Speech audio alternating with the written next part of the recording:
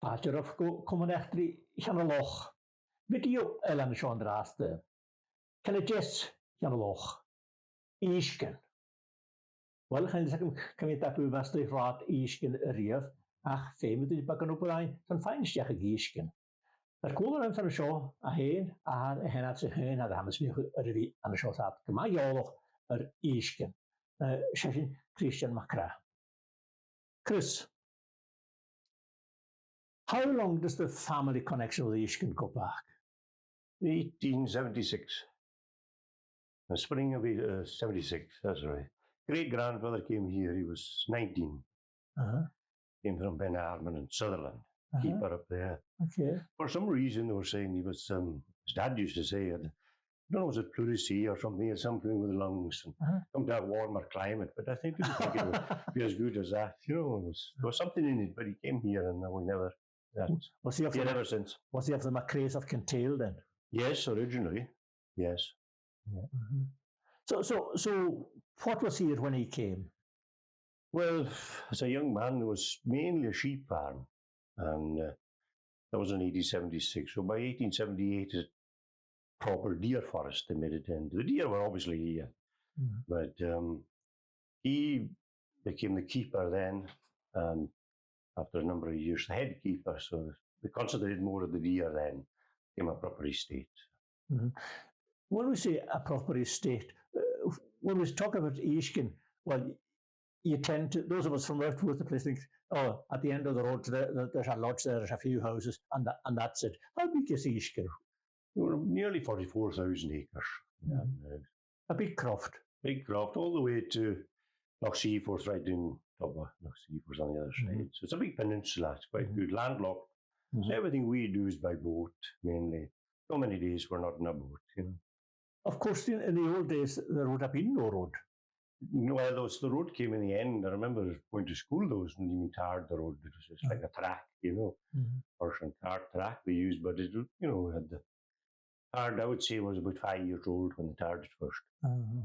So your great-grandfather came. Yep.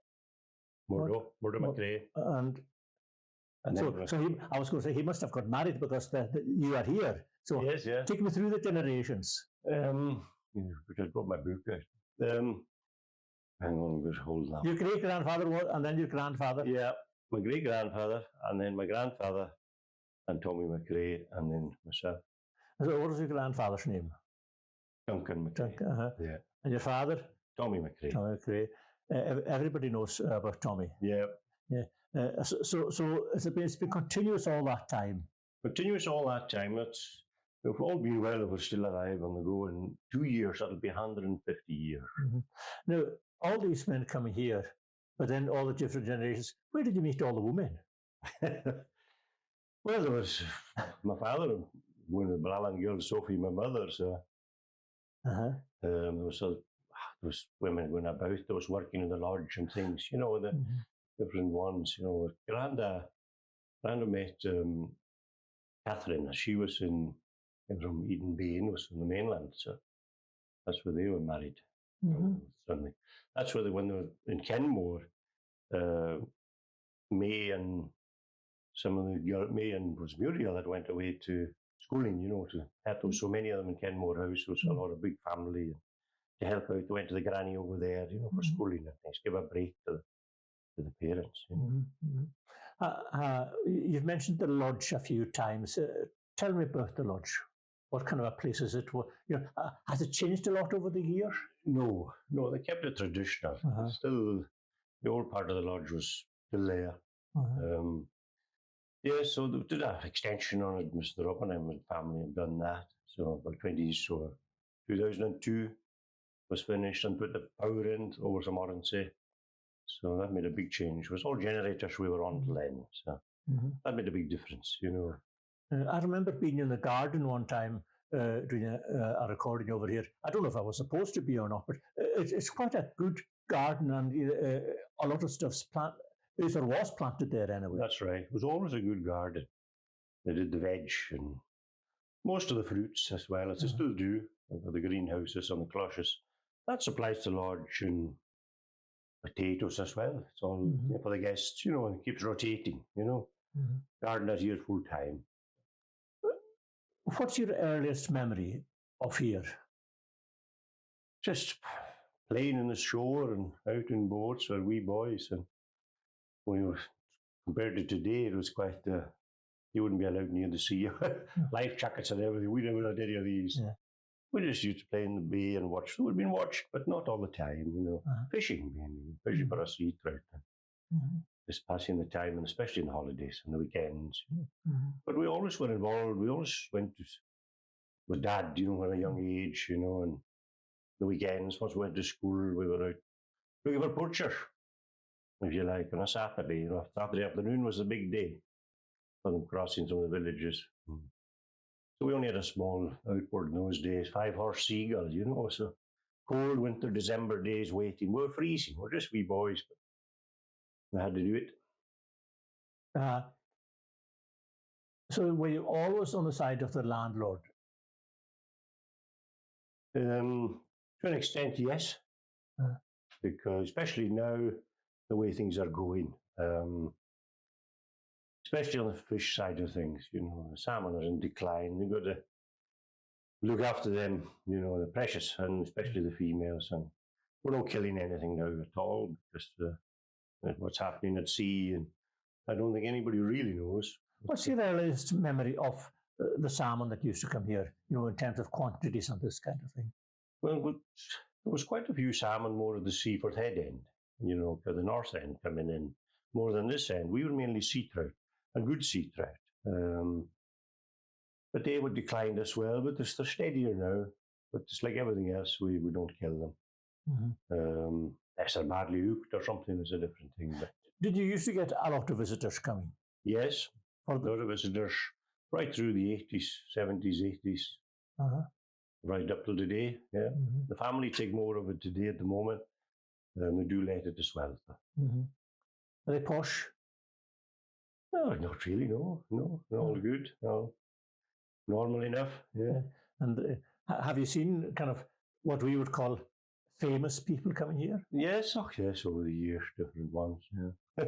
I forget, you know, seen that many. But you just treat everybody the same. And do they treat you the same? Yes, yes, yeah.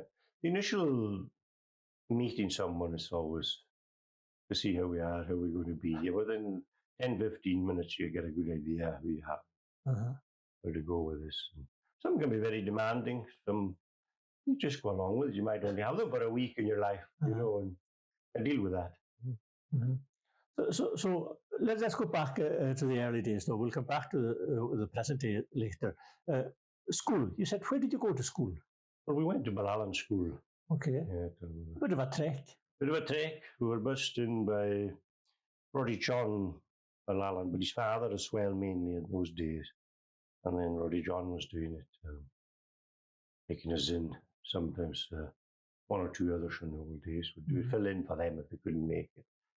Right with the van for us. We were picked up here at the gate. We were very privileged and dropped off in the afternoon again. So it was a good service. But nevertheless, still a bit of a distance. Bit of a distance, yeah. The road's 8 miles. Can you remember when you went there first of all? Oh, yes. Yeah. I remember going to school. Yeah. Well, there was no tarred road outside. It was just about that year when they were tarring it, I remember correctly. Yeah. Did you feel isolated here as kids? No. Certainly never. Well, there was four boys and a girl and a sister, so there was plenty of us. We were always busy at something, and we were helping people, and, you know, we were helping each other. We were gathering sheep, we were involved in it from a very young age. And, so all the gatherers would come in, they would hire the men, some local men from Ballallan, South Lochs. Yeah. Now, the estate has passed through several hands, even during your own lifetime, hasn't it? Yes. Who's the earliest one do you remember? Well, I can remember it's Jesse. I think it was about 4. And it was one of these small TVs you could get, like the magic roundabout was on it. You just rolled it, played it, wound it up, and it played it back. And that was all. The magic roundabout. Magic roundabout, that's the fella. So who was Jesse? Well, she was the niece of the Thornycrofts. So the Thornycrofts had this Yes, place. that's right. And she was Jessie Platt. So then it was left to Archdale, the nephew, son Archdale, Captain Archdale. So he had it for 4 or 5 years. It was late 79, he sold it. But he was left a lot of desk duties, so he didn't help him, you know. Mm-hmm. But he had all his own friends coming as well. Who was Archdale? Captain Archdale, yeah.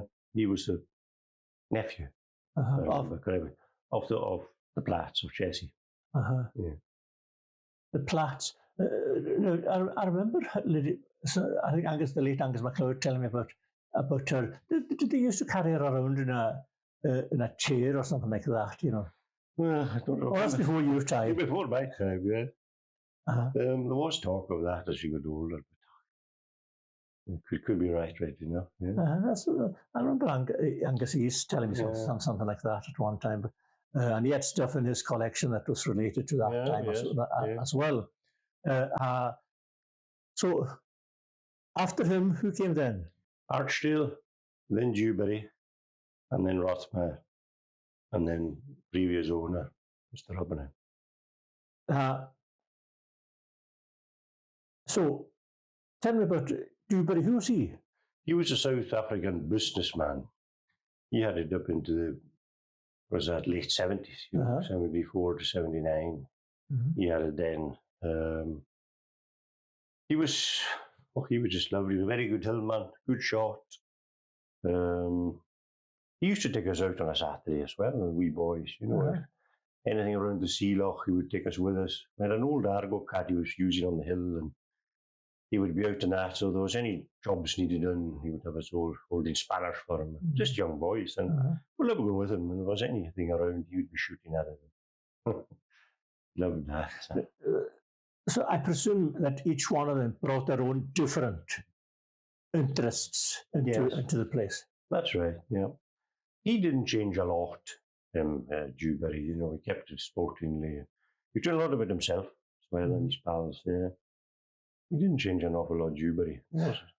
I think I remember Rothmire, though. He started doing stuff on the estate and also investing in other things, didn't he? That's right. He started on the fish farming. He was a plumber to trade. Is that right? Rothmire, yeah. And he had 5 homes when he bought Eishken. He sold them all just to keep Eishken. So he was living here permanently.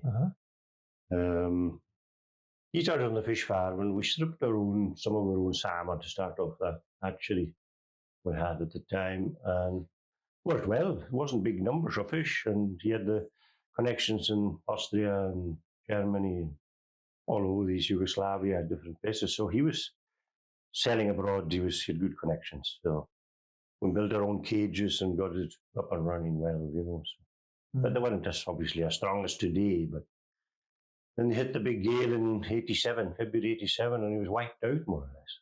So he never really recovered from that. I suppose you would almost say it was like an exciting time in a sense, because this was a new game. Busy time, very busy. That was almost 20 on the fish farming alone between there and the hatchery. A lot of local guys from the villages again, you know, and mechanics, and a lot of boat work again. Yeah, busy. And they were landing on the pier here mainly, you know, all the way with small lorries at the time. All over the smokehouse at Good Island, as you say. Yes. So their own fish. He opened a fish processing plant on Goat Island. That's right, yeah. Very successful. So again, you were exporting all the fish. So he had a crew over there as well. Girls and a couple of guys in the office. Yeah. So would you say that he was successful at making the estate pay for itself then? Yes, because he still had the sporting side of it, which me and my father were working with. So at that time we had an Argo cat as well, a newer one. So I would work with the machine and Dad would work with the horses. And so it turnabout, rotate, you know, there's mainly Austrian, Yugoslavian, German, there's German guests. There was always a language problem, you know, a lot of them, but mainly good guys. A lot of them were hunters on their own, you know, they were killing. We were a lot older than me, a lot of them, so always tried to take advantage, but got on fine, really. Language, I said, was the main problem if you're in front of a lot of deer. What to shoot, So during this time, what was your own role, your father's role? What was the McCrea role here? Because you've been so much part of it all the time. Well, father was the head keeper at the time, same as my grandfather and my great-grandfather. They all became the head keepers. And it was about 1993, 94, Dad was sort of handed it over to me, just quite happy. He was still going to the hill, of course. And but handed over to me more or less to the running side of it. So I would run basically what you're doing, you're meeting in the lodge in the morning with whoever's in, the lieutenant or the boss or whoever's in at the time. You'll meet and discuss the day and plan the day from there. And it's all weather orientated here. You go to see what you do, on a daily basis. Now, the villages in South Lochs had a reputation for being very keen on going out and getting a deer. That's it. And was your role to stop them? That's right, yeah. Try and prevent it the best we could anyway. Yeah. But some of them were good at it, weren't they? Some of them were good. Took quite a while to well, so we say, even to frighten them off and to get the message, if you like. It was exciting times as well. Yeah. And then if you were in town and you saw them, would they speak to you as if nothing had happened or anything like that? Or some would, some wouldn't. I think it's sort of a generation, of our generation, a little bit older. Some of them were, they had a grudge. They didn't like the estate much anyway. We can do what we like. But we had a few battles, all right, no question. Me and my dad had quite a few confrontations, but he was good. They had a big respect. And a lot of these people have died away now. So, they're not there. So. And there's so many deer all over the place, it wouldn't really matter all that much. No, you wouldn't notice now. No, they're in gardens with people that had the families. Because somebody said to me, I don't need to go out anymore, they come to me. Yeah, that's right. Well, we counted, I'm the chair at the moment of the deer management group in the island, and we counted 2 years ago, 8,135 deer between the Tarbert Hotel and the Lighthouse in Ness. My goodness. That's the first time it was all counted properly. So it took us a week to do it with 2 helicopters. So what do you think it was before then? It would have been like that back in the day. Well, I never saw a deer in our part of the island until a few years ago. Yeah, but they weren't going into the crofts, and there was far more sheep, and the sheep were acted like a boundary, if you like. The sheep, and they're not happy to mix too much with the deer. Right. Oh no. But there was always a drift north to deer, off the estates and coming on the Harris end. So do you think the reason that they are now in the north of the island is because there are so few sheep compared to what it was? It's certainly the parks and the fields, yes. It was helping to keep them out of it.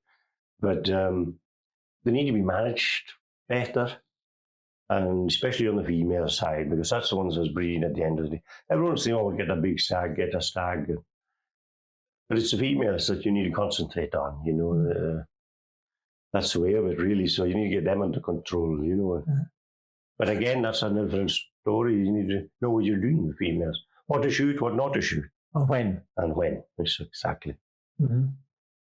That's interesting. Now, then of course, there was a salmon also, not just in the river, but in the sea. Yes. Tell me about that. Well, with salmon, we've got a coastline. It's up to us to bailiff all the way to Scalpay and to the other side of Graver, going the other way towards Stornoway. So that's our coastline, and all the way into Seaport Head, As I want to bailiff, legally I can lift nets anywhere. And you did? And I did, and I do if I have to. Oh, yeah. No prisoners nowadays with that carry on. Yeah. Is that still going on? There's the odd one, not many. The odd one have a dip. I think more in the COVID year when everybody was supposed to be lying low, there was more of it went on then. Is that people, right? Yeah, people netted then, but you wouldn't have thought, put the nets away. But let it go. I could take you to a house and there's a lot of nets there. The ones you didn't get. Yeah. You want me to burn them? Well, you could. You would probably be doing them a favour because they're never going to be in the sea again. Well, you know, give me a shout. because it's gone. You know that's you know really compared to what it was, it's gone, hasn't it? Okay. There is. Well, there's not enough salmon anyway. Well, but there was an awful lot of places like the Grimmerstav were hit hard. Yeah. Okay. Still are. They're still. I mean, they're putting boys off there most weekends just now as we speak. Aye. There's fish come in there now, which should be, but they went back a bit last year, but it's come on again so far. So, but they need to be watched. They're coming in on these bikes now, quad bikes. Okay. So you need to be quick. So is it nets you're fighting, or is it just people going with a rod? Not so bad with the rod. That's not the problem so much. The netting. If you're netting the freshwater locks, that's a killer on the fish. And you're killing everything. Well, I suppose at one time, I would have said, well, there's plenty for everybody and this kind of thing, but now there isn't. No, that's right. No, there isn't. Yeah. And every hen fish you're killing, is 3,000 to 5,000 eggs in a nice hen. That's a lot of eggs. Aye. I'm just laughing just now because of the story. One of the people I've been in there was telling me about how his wife could hear the salmon in the pool in the middle of the night and she'd waken him up. Yes, yeah. And do you know how he got the salmon out? No. He would put a jumper or something around his hand, but the water was so shallow. Yeah. That you can never catch it. Put a jumper around his hand, just grab the tail and throw it. Oh yeah. Have you tried that? No, I've seen it being done. Huh? Have you? Yeah. You can tickle them underneath too. Yeah. It's too late. A lot of them was using gaffs and things too in the river. Oh, that's different, is it? Quite brutal, yeah. So that's what the deer, very involved with the deer, and you still are. Yeah. Salmon. Yes. I've heard you called different names, and it wasn't Christopher either. For taking somebody's net. That's it. Yeah. And how difficult is it for being a local, and also, as it were, not having the same way of thinking as others? Well, I think in the older days, everybody thought one for the pot. Yes. Did you mind that? No, but not with a net set for a whole week. Yeah. And selling them. And selling it was a big problem in the 80s. Oh yeah, a lot going on there, and big fish. And you're killing your spring fish, they're the important fish, You hardly see a big spring fish now around the island, even in Grimmerstad and these places, which was famous for them, I don't know what's happening at sea as well. They say they have to go north for their feeding of salmon, when they're smolts. So. And of course, the temperature of the sea itself has changed. That's right. It's 9 degrees just now, and it should be 12. So then, Rothmeier was here until when? He sold in 89. Mr. Oppenheim that's here now. Yeah. And he's been here over quite a while. Yeah, that's 34 years. Yeah. Time doesn't stand still, and the estate can't stand still either, because while you said, the lodge itself is traditional, things have to be moving on to, because it takes a lot of money to run a place like this. Yes, a lot of money. And are you able to tell me what's going on at the moment? Or? Well, we're waiting on this wind farm, which we started 2002, and kept at it, went through a lot of hurdles and sold it a few times, bought it back once. So it's Eurowind has it just now, so it's looking good. Hopefully the cable's coming in 2030, allegedly, so see how that goes. But they're working up to that. They're hoping to start in 2027, whether it's on the road here or start making roads. So up and running by 2030. I was the chairman of the Stornoway Trust in 2001. Yeah. When we had the first meeting about it. Yes. Yeah. And we're still waiting for that. Still waiting. That's right. I know, it's nuts, isn't it? So others are taking over, and other technologies are taking over now as well. So how important is that going to be for the future of the estate here? Well, it would secure the estate for the family. The income's coming in, the revenues they'll be coming. It's just for everything, concern, maintenance, buildings, whatever, you've got the revenue coming in. At the moment, you just have what you're making on the lets, on the deer and the fishing, Not a lot of money, really, in the scheme of things. Well, we are having this talk just now in 2024. If somebody's looking at this in 2034, 2044, it'll be interesting to see, how they look back at where we are just now and how things are going to develop. Yeah. And I think one of the questions, I suppose you have to ask yourself, why people like Rothmeier, why people like Oppenheim? Well, what do they find? Why do they bother? Why do they come here and stay here and enjoy and like it so much? When they're always looking for a place, Dubai, any state, I've always shot in Scotland or stalked in Scotland, or I just fancy any state, and a lot of them are like, Mr. Roberts has been to a lot of his states shooting, so Rothman was the same. So, yeah, at the end of the day, it's a beautiful place, and doesn't come on the market that often, although it has in my lifetime, which is odd. Yeah. But they're looking for somewhere security as well, I think, in away from the city they can come and relax, and the family's safe. And I was going to say, in terms of security, for the average Lewisman, he would say, "Who knows? Who cares? Nobody bothered them here." Yes, well, that's right. Yeah, but it's a more laid back, if you like, and can do what you like outside. Nobody watching you, in the cities, and it's a different thing. But just to get out to the hill and totally different ball game altogether. Yeah, I like doing it. So many of the things then are as they were, but there have been changes as well. What are the buildings around here at the moment, at the present time? The buildings are just, there's people in them all but one. Mary Kennedy, the cook, she's over in one, and her daughter's in the other house, Heather, and her son Duncan's just next door, which was her father and mother's house where we were all brought up. He's the next in line, so he's a fifth generation. He's full-time with me now. He started over a year ago. So advice to him when he left school was get a trade, because these jobs can be a bit sort of iffy, shall we say. You don't know at times sometimes how secure you are. So at least you have something to fall back on, which I didn't. I had no plan B, so I just wanted straight into it with my dad. Yeah, but you had an apprenticeship that most people don't have. That's right.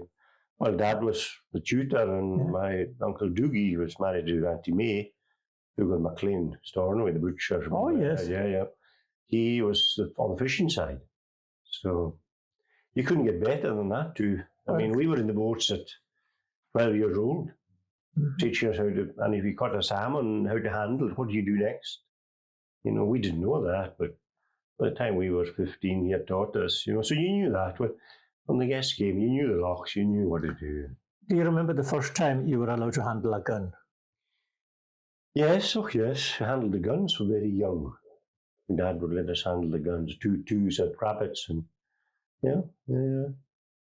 So, when did you become what you would call a good shot? Yeah. I think by the time I used to do a lot of clay pigeon shooting when I was young. I was down in Harris, in the early gun club.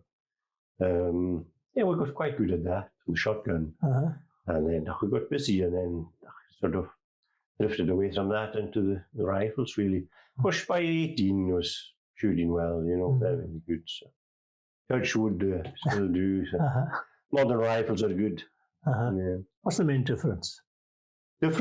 Caliber, really.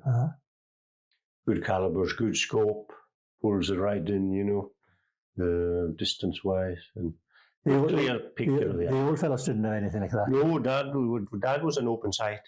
We were shooting with Dad, and he was shooting them at 200 yards with an open sight. You wouldn't believe it. Yeah? So he thought you had it easy. Oh, we got it easy. So in the 80s, the good scopes came in. They had an older scope, in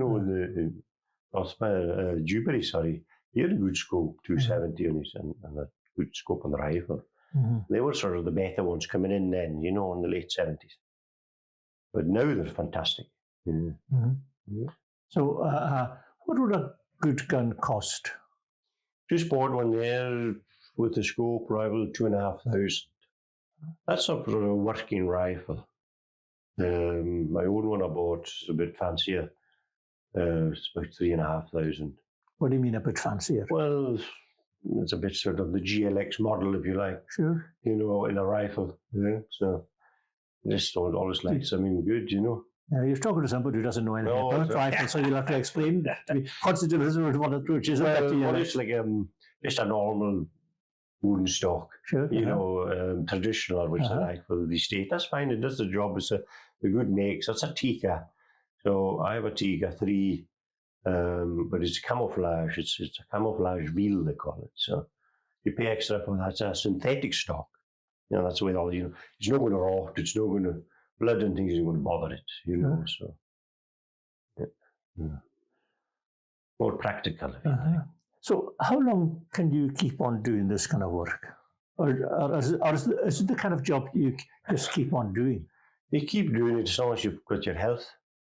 They've just started my 43rd season in May past.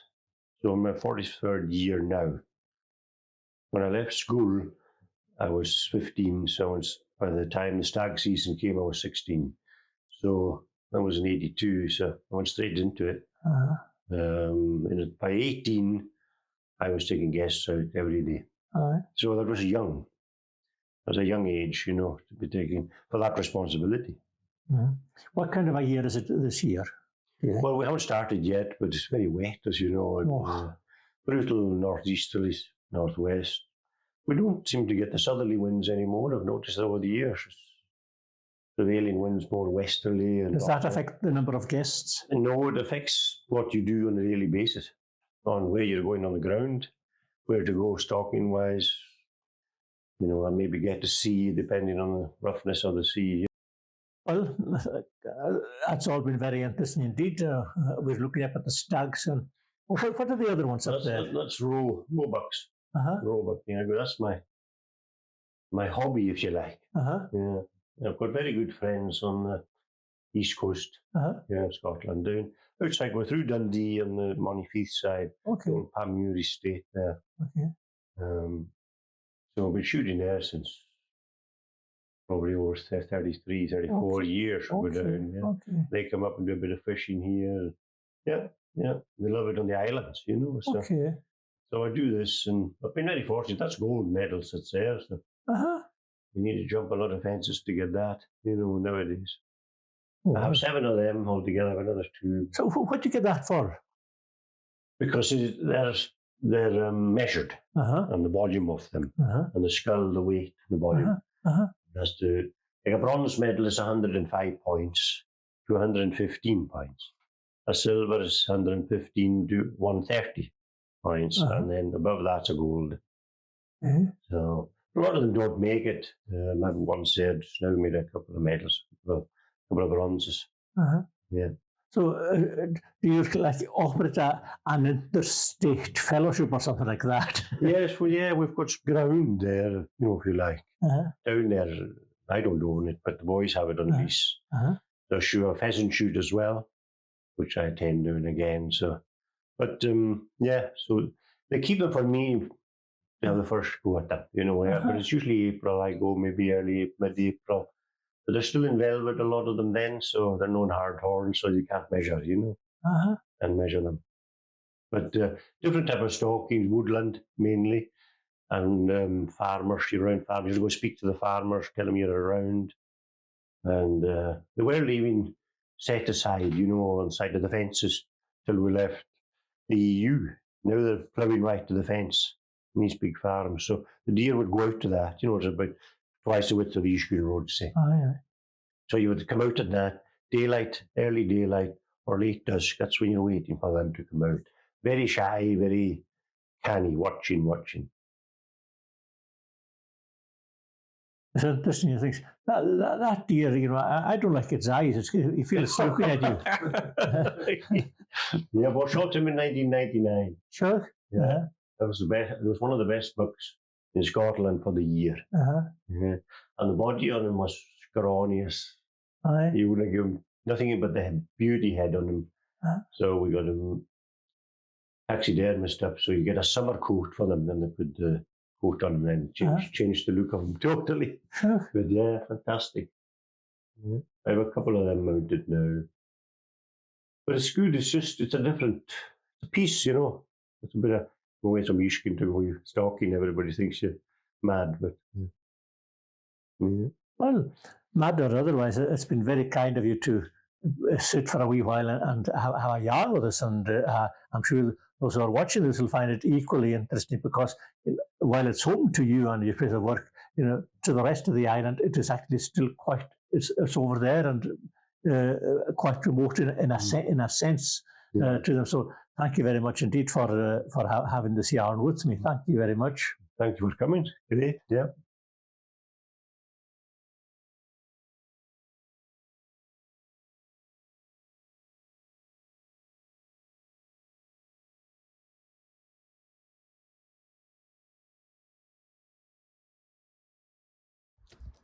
Once upon a time, this was the equivalent of the bus stop. Yes. This was the boat stop. Yeah. What boats are out there just now? Well, as we talked about earlier, the smaller boats we had when we were growing up, was just a small Seagull outboat, 5 horse, 4.5 horsepower. Now we have modern, the Boston whaler boats bought them from America about 20 years ago, and we have 225 engines on them. But it would take us 45 minutes to go up the loch with a little boat with 3 to 4 minutes now or less. You know, you get round and big difference in 40 years. How long would you take going to Stornoway? Oh, 50 minutes maybe. Yeah. So very much still part of the operation, although not of the same importance now that you have the road. Well, no, the boats are very important because on a daily basis we're using them. You know, each of the we put out 3 parties stocking. Each party has a boat. One is still on the trailer there, but so you're on your own with your group, and you come back when you're ready. So you're not waiting on anybody. So you have a boat each. You know. So what are we seeing here? Well, this is just a estuary here. The bigger boat at the back, the Incorrigible, we use that for going to the south end because it can get pretty nasty out there at times. Again, when we're talking about the weather, we use her. We go down there with parties as well, right down to Loch Clay and Seaforth. We're stocking down there. It's open to Placer. You know, we can get around better. Are these old trees or are they new ones? We planted them in Rossmash time. It'd be about the mid-80s. Some have done well, and there was ones on this side that didn't do so well with the east winds, but they did better on that side. We planted about 17,000 at the time, but these are the best ones. So what do you plant them for? Do you intend cutting them or just leaving them for shelter? Just leaving them, and there was for a few birds at the time, with woodcock and things, but it's, no, we're just shelter. It looks a bit better as well. A few trees around the place. But some of these trees don't have a terribly long life, do they? No. They don't. They're very thin, and the very thin trees. So the pines, they don't do very well really. The east winds was hammered most of them. Yeah. The old natural trees there on the shore, they're the hardiest of the lot. Right out there, you see them all the way around the east here. They're doing well. And is there anything been done with the seaweed? No, not here. Well, they were in, not us personally, no. But the seaweed lads were in last year. Yeah. They were in for 2 or 3 months, took quite a bit away to the factory. Yeah. That's good for the seabed as well, is it? Yes. Oh yeah, it's good. I'm making all sorts with it now, so very good. Doing well with it, which is good commodity, and you're just harvesting it. You're not. Did you get a discount on the makeup? Yes, for the wife. Yes, she got it. And what's this up here? What building is that, for example? That's the old barns. You know, there was the old steadings. Back in the day, it was sheep, mainly sheep was in it. Latterly, when we had our own cattle, we were milking in there, me and my father, every day, morning and night. He was off the hill. You were milking the cows. Three cows we milked. Any cows now? No cows now. We had Highland cows for the estate. We ran them for 23 years. Wasn't very viable really in the end. You know, we're getting beef and things, but it was a lot of money into it for what you got out of them. You know. So do you keep any stock then? No stock now. No, just chickens for the lodge and the eggs for the bacon. Got about 70 of them. Sure. Yeah. Mm-hmm. Well, that's very interesting. It's just so nice to see outside as well. All grey boats, Kenya. Yes, I've noticed. What's that? Camouflage. Camouflage. Oh yeah, we can creep up on people nowadays. I was going to say I'll tell, but there's hardly anyone to tell now. No, It's not the problem. that's right. The generation has died away. Yeah. It's quite sad, really. Very sad. Yeah. It's of your character. Yeah, that's it. Very good. Very interesting. Thank you very much. Thank you.